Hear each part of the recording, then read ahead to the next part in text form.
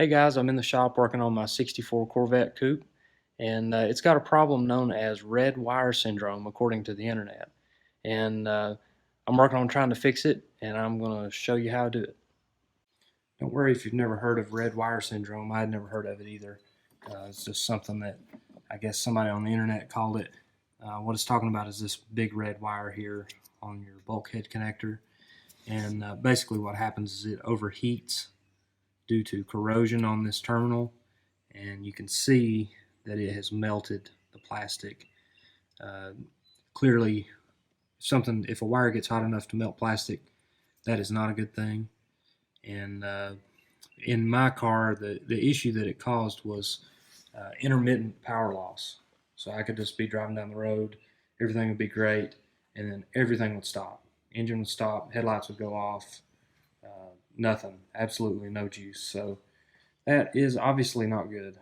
So what I found was that if I wiggled this connector, my power would come back.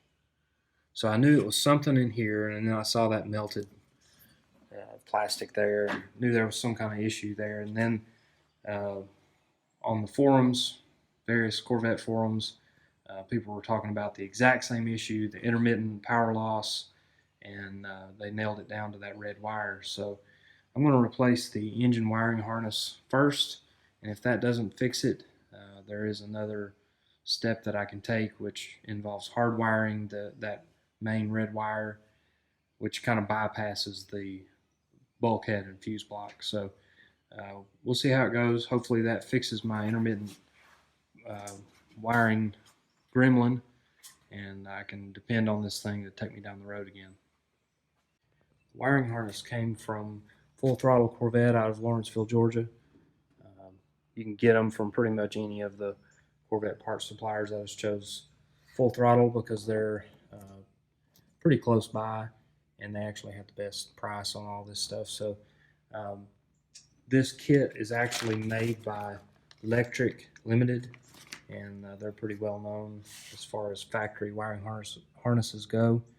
And everything is original here as far as the color coding and the types of connectors and all that. So this should be a pretty straightforward install, but I will have to modify like where the original connectors and all that stuff goes to the horn relay and the voltage regulator. I'll have to modify that to work with my Powermaster one-wire alternator. So the simple part was plugging in this new bulkhead connector. That was pretty straightforward. And then we just had to route the wiring along the cowl just like the factory did. And luckily this kit is made to be a direct fit, so didn't have to do any cutting or anything like that. It pretty much just fit where it was supposed to. Since my car has an electronic ignition, I didn't use the original resistor wires, which runs from the starter over to the original coil. You can remove those pretty easily, or you can just tape them up into the harness if you don't want to fool with that. But since I have an HEI, it just takes a single wire. It's a pretty simple setup there. Another simple setup is this Powermaster alternator. It's a one wire, and it eliminates the original voltage regulator, which would have been down here. It gets rid of that, makes it all built in, and simplifies the wiring by just using this single big red wire that goes directly over to your positive post on the battery. So that's pretty simple.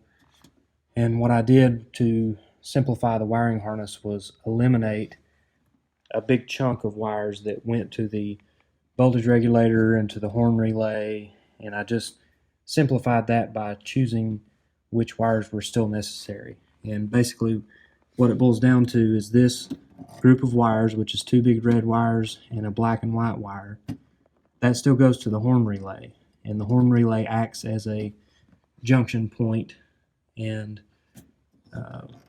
this wire goes back to your starter. So that can stay. Of course, you can keep your horn plugged up, so that works, but the rest of all that wiring can go away, and that simplifies it and makes it a lot easier. The rest of it is just a plug and play.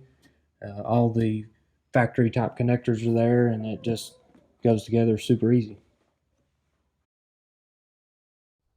So that pretty much wraps it up on this deal. It was pretty straightforward. It was an easy install, and it did fix the problem. So the red wire syndrome is fixed with a new engine wiring harness.